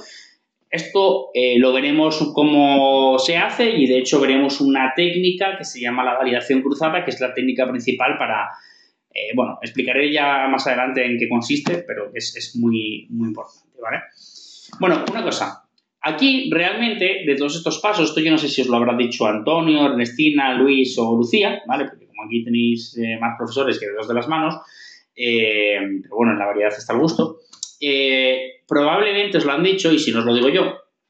Es muy importante que tengáis en cuenta que, bueno, aquí hay una fase realmente que me he saltado, ¿vale? Porque no es que me haya saltado, es que está realmente entre la fase 1 y 2, ¿vale? Que es preparar los datos, ¿vale? Esa parte de modelar los datos tiene un poco que ver, pero sobre todo es que una vez los tengo recolectados, tengo que prepararlos. Antonio y Luis os han estado explicando cómo hacer en Python muchas de estas cosas, ¿vale? El famoso data wrangling o data cleaning, etcétera. ¿Qué es el data wrangling, data cleaning? Bueno, básicamente es los procesos que tienen como objetivo tener un conjunto de datos que yo vaya a utilizar y que luego sea usable para mi algoritmo o para mis algoritmos y que sobre todo tengan sentido, ¿vale? Hay una parte que es hacer, por ejemplo, el análisis exploratorio de datos, el EDA, ¿de acuerdo? Que es muy importante también para entender mi conjunto de datos, porque y todo esto tiene mucho que ver con la parte también que os explicó Ernestina en la metodología de CRISDM, porque al fin y al cabo entender mi conjunto de datos me permite también entender de una manera mejor mi problema de negocio y cómo mi problema de negocio se mapea a un problema de minería de datos, ¿vale? Todo esto que a veces creo que puede parecer que no está muy conectado, que es un poco sin sentido, pero luego todo acaba encajando, ¿vale? O sea, todos estos procesos, todas estas cosas de documentación que os ha estado explicando Ernestina, etcétera, tienen que ver luego con la parte de cuando os pongáis a aplicar. El elegir el algoritmo y ejecutarlo, el darle al run y que genere el modelo, es lo que menos tiempo os va a llevar. Todo lo demás es lo que realmente os lleva, ¿vale? A ver, también esto tiene su historia, sobre todo cuando se parametrizan, etcétera. Pero lo más importante es la parte en la que entiendo mis datos, los limpio y los analizo para luego ser usados como input de un algoritmo. Madre mía, no sé cómo no me quedo sin voz de tanto, sobre todo sin respiración. ¿Alguna duda hasta aquí de momento? ¿No? Vale. Me alegro. Espero que no esté siendo demasiado coñazo. De verdad, si tenéis dudas o algo, por favor, o podemos cambiar el discurso de alguna manera, me lo decís. Bueno, vale, el formato de los datos de entrada es un factor crítico, ¿vale? Esto está claro, ¿vale? Los datos tienen que ser atributos representativos, ¿vale? Bien. Creo que habéis visto con Antonio, con el problema del Titanic, habéis estado trabajando haciendo algo, ¿puede ser? ¿O me lo he inventado yo? ¿O no lo habéis visto todavía? Algo habéis toqueteado con el Titanic, ¿verdad? Vale, pues en el dataset del Titanic, atributos representativos son aquellos que me pueden dar información sobre mi objetivo de minería de datos, mi objetivo de clasificación. Vosotros queréis discernir si sobrevive o no sobrevive. Entonces, por ejemplo, el nombre del pasajero o el ID que tiene, que es un ID secuencial, es un atributo que no es representativo, ¿vale? No representa, bueno, el nombre no representa, ¿vale? Técnicamente no representa. Podríamos darle vueltas de tuerca a lo del nombre y hacer cosillas, pero realmente no sería más que conjeturas, ¿vale? No estaría basado en nada con rigor.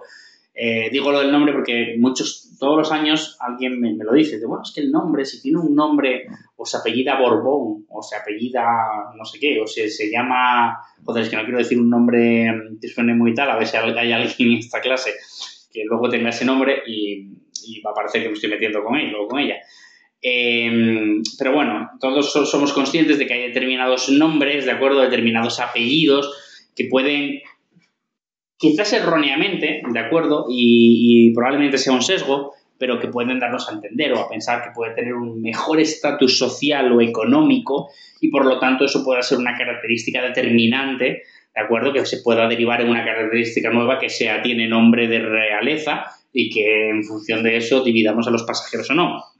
Pero como vuelvo a decir, eso son conjeturas que no se basan en nada realmente fiable, con lo cual, por eso digo que el nombre no es un atributo representativo, ¿vale? Pues los atributos tienen que ser representativos, pero el número y la representatividad de los mismos es muy importante. ¿Por qué? Porque tened en cuenta que cuantos más atributos, lo que estoy haciendo es generarle una mayor dimensionalidad al problema, ¿de acuerdo? Es interesante tener cuantos más atributos porque tiempo a filtrar o a seleccionar o a utilizar técnicas que seleccionen como las PCA tenemos, ¿de acuerdo? Para agruparlos, digamos, de alguna manera. Hacer una PCA nos permite, de alguna manera, reducir esa dimensionalidad, ¿de acuerdo? Pero hay que buscar un balance justo, ¿de acuerdo?, entre la cantidad de que nos pasemos, ¿de acuerdo?, o que tengamos demasiado poco y el problema no sea abordable por falta de información, ¿vale? Atributos muy generalistas dan lugar a poca información o poco segmentada y muy específicos, demasiadas variables, con lo cual el equilibrio. Y bueno, pues la técnica de preseleccionar de manera automática o manual, ¿de acuerdo?, antes de comenzar el proceso. Es decir, no me vale tener un número de variables, no. Tengo que entender mi problema, tengo que entender mis datos, hacer ese análisis exploratorio y ver si puedo hacer determinadas cuestiones con algunas variables o no, ¿vale? Pues, bien. Bueno, otro aspecto a tener en cuenta es el conocido como sesgo del algoritmo, ¿vale?, hacia el conjunto de entrenamiento y la posibilidad de sobreajuste. Esto ocurre fundamentalmente cuando la función que se aprende, de acuerdo, en base a los datos que tengo, no generaliza correctamente, sino que se adapta o se ajusta completamente a mis datos de entrenamiento de manera única, ¿vale? El sobreajuste se produce cuando el algoritmo generalmente itera demasiadas veces al tratar de minimizar el error, ¿de acuerdo? Ahora os voy a mostrar va a aparecer una gráfica primero que explica esto y luego la del número de iteraciones, ¿vale? O por una distribución de los datos, ¿vale? Puede pasar que los datos, al fin y al cabo, cuando tú tienes tu conjunto, tu tabla, vienen ordenados o no. Quiero decir, pueden tener un criterio de ordenación. El criterio de ordenación puede ser, por ejemplo, que aparezcan ordenados por edad. Y si tú coges tu conjunto de datos y los coges ordenados por edad, ¿de acuerdo? Eso puede dar lugar a que haya una distribución en el conjunto de datos que no sea la apropiada. O si los coges ordenados por la clase, por ejemplo, de tal manera que no estén balanceadas las clases. O si los coges ordenados por lo que sea. Lo ideal es que esto sea aleatorio y que además, para darle representación y significancia estadística, la generación de los modelos se haga con subconjuntos de datos diferentes, lo veremos, estos son la parte de la variación cruzada, y que esa generación de n conjuntos de manera completamente aleatoria, ¿de acuerdo? O bueno, ya veremos luego sobre la completitud de la aleatoriedad o no al seleccionar esos datos, me dé lugar a que genere un modelo que luego sea estadísticamente significativo, ¿vale? Porque si los datos están distribuidos de una manera o de otra, puede dar lugar a problemas. Esto es un ejemplo de, por ejemplo, valga la redundancia. Bien, en verde yo veo la función real, ¿de acuerdo? Y en azul veo la función que ha aprendido. ¿Qué pasa? Que sí, que ocurre, que pasa por absolutamente todos los puntos, ¿de acuerdo? Pero la función que ha aprendido en azul no tiene nada que ver, no se parece una mierda realmente a la función real. Con lo cual, sí, para esos puntos, coño, pasa por ellos, con lo cual va de puta madre, funciona muy bien. Pero para el resto de puntos que hay entre esos marcados, no funciona nada bien, ¿de acuerdo? La distancia que hay entre el valor real y el valor que ha aprendido es muy grande. En este caso, ¿vale? Daría lugar, como os digo, a un potencial sobreajuste. Este sobreajuste, ¿vale? Se puede monitorizar, como os digo, depende de la distribución de los datos o depende de que el algoritmo se haya ejecutado demasiadas veces. En esta otra gráfica, la idea es monitorizar el error en base al test y en base al conjunto de entrenamiento, ¿vale? Entonces, lo que tenemos es en verde el error sobre el conjunto de test y en rojo el error sobre el entrenamiento. Entonces, en la iteración 10 vemos que es cuando este error es el mínimo entre la diferencia de ambos, porque luego una de las funciones empieza a ir hacia arriba y la otra empieza a decaer, con lo cual los errores empiezan a hacerse mayores. Entonces, esta determinación de cuál es el momento en el que hay que dejar de entrenar, ¿vale? Es bastante importante. La mayoría de los algoritmos que que podáis utilizar, que utilicen este tipo de estrategia, ¿vale? Lo calculan generalmente ellos automáticamente, ¿vale? Calculando los errores sobre unos conjuntos u otros, ¿vale? Entonces, pero que sepamos dónde ocurre el problema, ¿vale? Cuando la diferencia de los errores, ¿de acuerdo? La diferencia, perdón, entre el error sobre el test y el error sobre entrenamiento empieza a ser más alto, ¿de acuerdo? De lo que había encontrado en un mínimo, en este caso un mínimo en la parte de aprendizaje. Iba a llamarlo local un mínimo, sin más, ¿vale? Bueno, característica importante, la legibilidad de la solución. Esto es lo que hemos visto, ¿vale? Ya lo hemos comentado. El hecho de, ¿puedo explicar el algoritmo?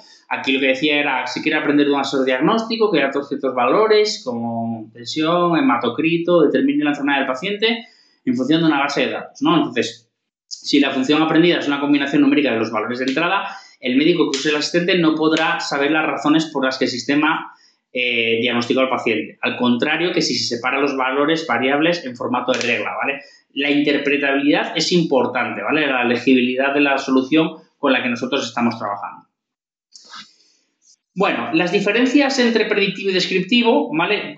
El descriptivo ya lo habéis visto con Lucía, ¿de acuerdo? Es una mejor conversión de los datos, mientras que el predictivo es automatizar ese proceso de toma de decisiones, ¿vale?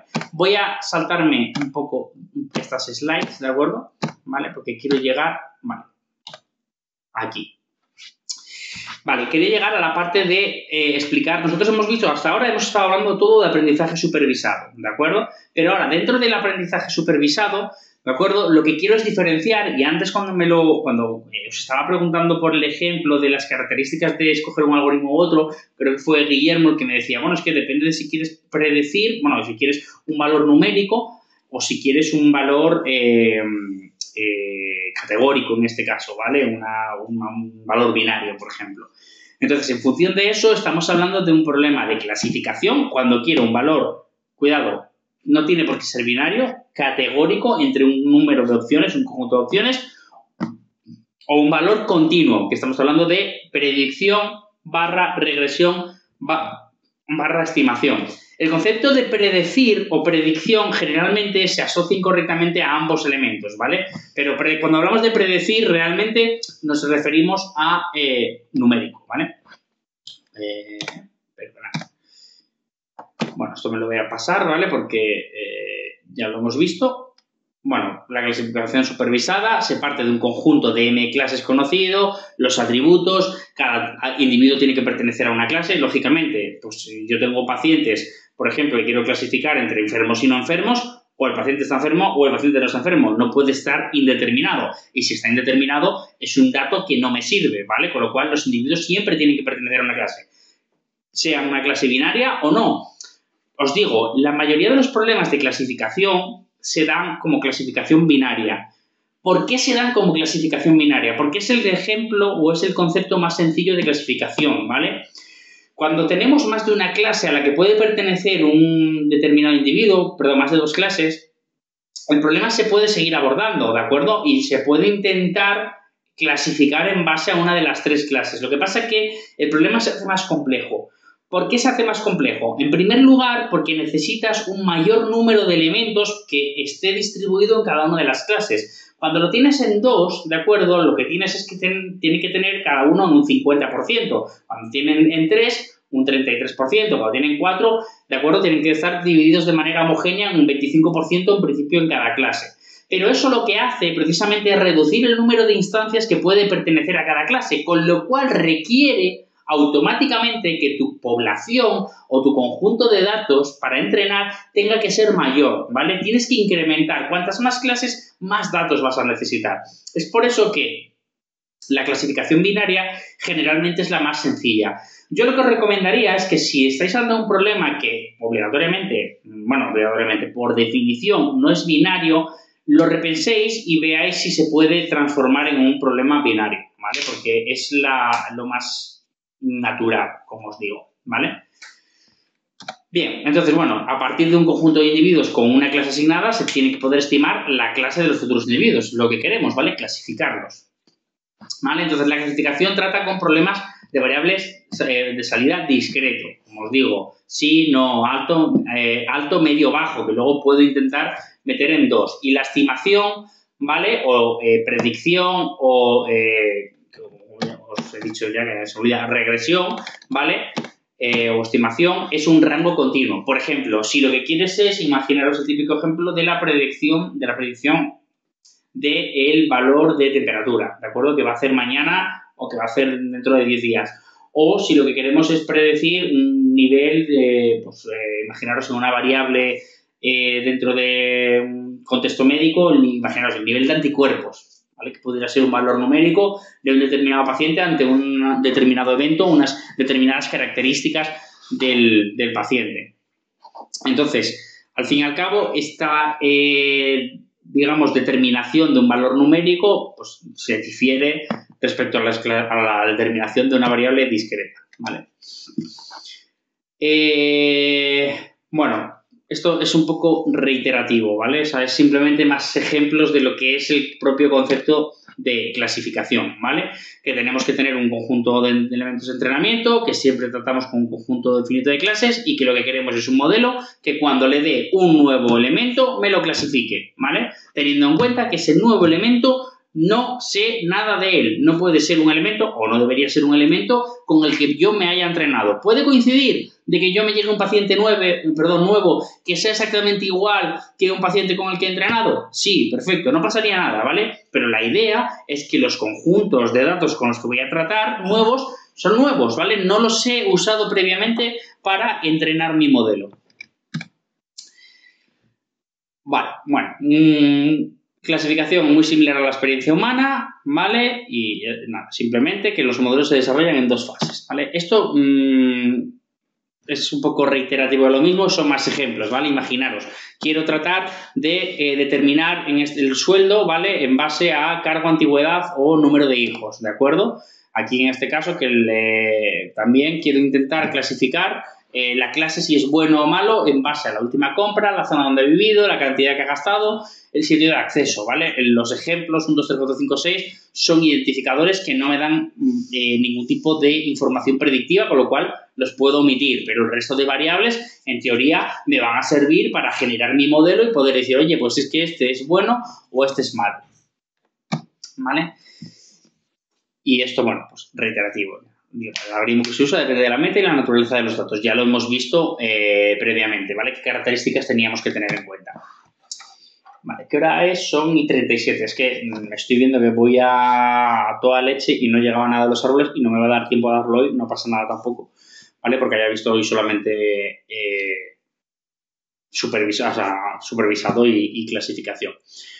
Bueno, los atributos condición, ¿vale? Son los que describen la información propia del individuo, ¿de acuerdo? Sobre el que yo quiero predecir, y el atributo de decisión o label es la propia clase de equivalencia, ¿vale? Sobre la que quiero decidir.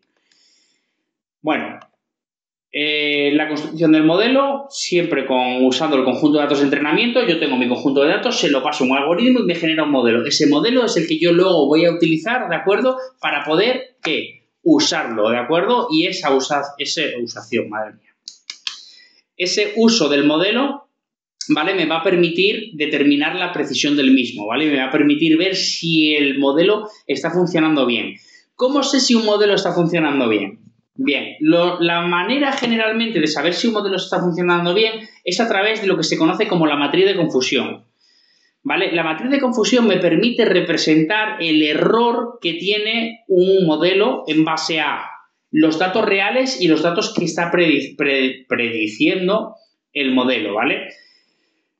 Esto se conoce, los elementos de la matriz se conocen como los true positive, false positive, false negative y true negative, ¿vale? Son los 4 elementos. Es decir, en la casilla, por ejemplo, de los 1034, lo que tengo es que he sido capaz de predecir correctamente, ¿de acuerdo? O sea, he predicho de manera correcta 1034 elementos, ¿vale? En la casilla B, lo que me está diciendo... Perdón, la casilla B. En la casilla donde tengo... Es que es la confrontación de las clases, ¿vale? A y B son las clases, ¿de acuerdo? Que está tratando de predecir si es A o si es B. En la que tengo los 56, por ejemplo, lo que estoy viendo son los falsos positivos. Es decir, elementos que me ha dicho que eran positivos el resultado, ¿vale? Pero que luego cuando los he contrastado con mis datos reales he visto que no, ¿de acuerdo? Por ejemplo, si yo digo que tiene la enfermedad, ¿vale? Lo clasifico de manera positiva, pero luego resulta que no la tenía. En el caso contrario son los falsos negativos, los 107. Aquí es cuando digo que no tenía la enfermedad, ¿de acuerdo? He dado un negativo, pero finalmente sí la tenía, ¿vale? Es el caso completamente opuesto. Y los true negative es cuando digo que no tenía la enfermedad, ¿vale? Y efectivamente no la tenía, que son esos 1355. True positive, digo que la tiene y la tiene. False positive, digo que la tiene y no la tiene. False negative, digo que no la tiene y la tiene. True negative, digo que no la tiene y no la tiene, ¿vale? Son las diferentes combinaciones de opciones que se puede dar entre lo que me dice el modelo y lo que dice la realidad, ¿vale? Esta matriz lo que me permite luego es generar diferentes métricas, ¿de acuerdo? Las veremos en otro momento, pero las fundamentales son la precisión, el recall y la sensibilidad, ¿de acuerdo? Y luego hay otra métrica que se llama el F1 Score, que es una media, ¿de acuerdo? Bueno, no es una media exactamente, ¿vale? Es una métrica que involucra a... Bueno, creo que recordar que sí es una media, que lo pienso, sí. Que involucra a varias de estas medidas, ¿de acuerdo? Y que me mide un poco también la bondad del modelo. Una cosa que creo que es muy importante, que volveré a enfatizar más adelante, es que hay que tener muchísimo cuidado con la interpretación de las métricas de evaluación de los modelos.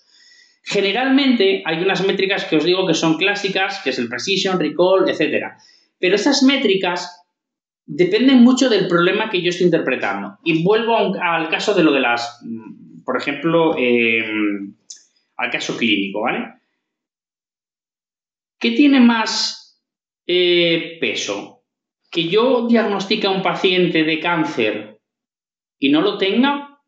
¿A que no se lo, o que no se lo diagnostique y lo tenga? ¿Qué creéis? Digo el cáncer, luego matizo un poco más, porque el caso del cáncer es un poco particular. ¿Qué creéis que es peor o mejor?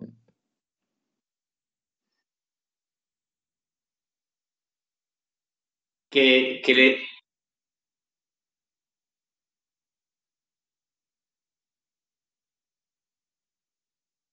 Bien, correcto. Sí, pero te lo puedes cargar también. Sí, sí, si le metes quimio y te cargas el sistema inmune, pues luego igual cuando no lo necesitaba. Por eso digo que el cáncer es un caso muy particular, ¿vale?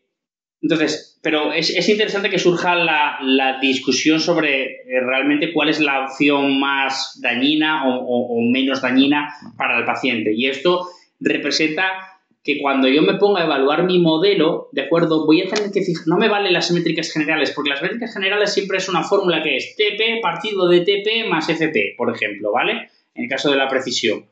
Entonces, lo que te hace es mirar los true positive partido, ¿vale? De la suma de esos true positive y los false positive. Te da un ratio, porque se suele medir en un porcentaje realmente, te da un valor entre 0 y 1, ¿de acuerdo? Que se suele medir como en términos porcentuales, la precisión en este caso, del modelo.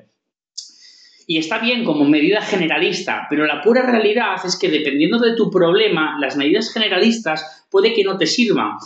No que no te sirvan, pero puede que tengas que indagar un poco más. Y sobre todo es muy importante, porque si imaginaros que voy a otro caso, para no irme al caso, porque además el caso que os he puesto del cáncer es muy particular por lo que digo del tratamiento que efectivamente comentaba Lucía. Imaginaros que lo que estáis haciendo es un software, un modelo para conceder una hipoteca, ¿vale? Entonces, al banco, para el banco, ¿qué es peor?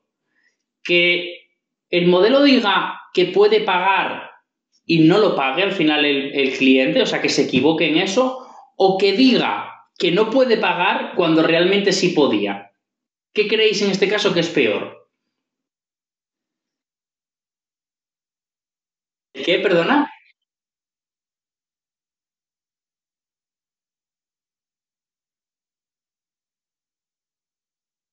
Bueno, vale.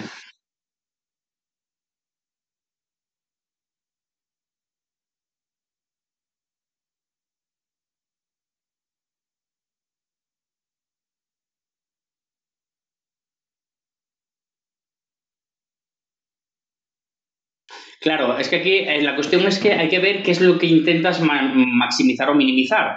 Porque en uno de los casos lo que te ocurre es que pierdes dinero, o sea, tú le prestas el dinero y dejas de ingresarlo y en el otro dejas de ganarlo, ¿vale? O sea, realmente ambos tienen una pérdida teórica, pero puede tener un impacto mayor o menor. Entonces, en función de uno penaliza más que otro, no sé si me explico. ¿Vale? Entonces, cuando vosotros os enfrentéis a un problema de minería de datos, con lo que quiero llegar a todo esto, ¿vale? Y voy a acabar ya, es que no os fijéis en las métricas tradicionales simple y llanamente, ¿vale? Tenéis que interpretar el problema, porque la interpretación del problema os va a dar a pensar la interpretación del problema o lo que os diga el cliente. O sea, el cliente os dice, no, a ver, déjate de rollos. A mí lo que me interesa es dar cuantas más hipotecas posibles porque es mi modelo de negocio y prefiero darla y que no pague a no darla y que pagara, ¿vale? O sea, si os dice eso, entonces ya sabéis que tenéis que maximizar un valor y minimizar otro, ¿vale? Que en el caso, lo ideal, lógicamente, siempre es tener el máximo de true positive y de true negative, está claro, pero luego la cuestión es, dentro de los false positive y de los false negative, ¿cuál tengo que incrementar o decrementar en detrimento del otro? Entonces, que el análisis de la evaluación de un modelo no es tan simple como decir, tiene un 85%, eso es una generalidad que sirve para hacerte una idea muy global, pero que no te sirve para ir al detalle. ¿Queda esto claro y se entiende dónde quiero llegar, el concepto por el que explico esto? Asumo que sí, ¿vale? Entonces, vale, son menos cuarto ya, menos 46. No voy a continuar porque voy a cortar aquí, ¿vale? No me quiero meter en lo siguiente. Y aparte porque estoy ya que... Yo creo que vosotros tenéis que estar cansados, pero yo estoy que no sé ya ni dónde tengo la cabeza. Entonces, para seguir con la siguiente parte, prefiero continuar el jueves y ya me meto además... Es acabar 4 slides que me quedan. De hecho, puede que incluso ni os las dé porque creo que son muy reiterativas ya. Pero como mucho serían 4 y ya nos iríamos a ver en los árboles, ¿vale? A explicar árboles. Entonces, ¿alguna duda? Vale, entiendo que no. Vale, me alegra entonces. Pues chicos, lo dejamos aquí. Subo el vídeo ahora dentro de un rato y nos vemos el jueves. Venga, gracias. Hasta luego.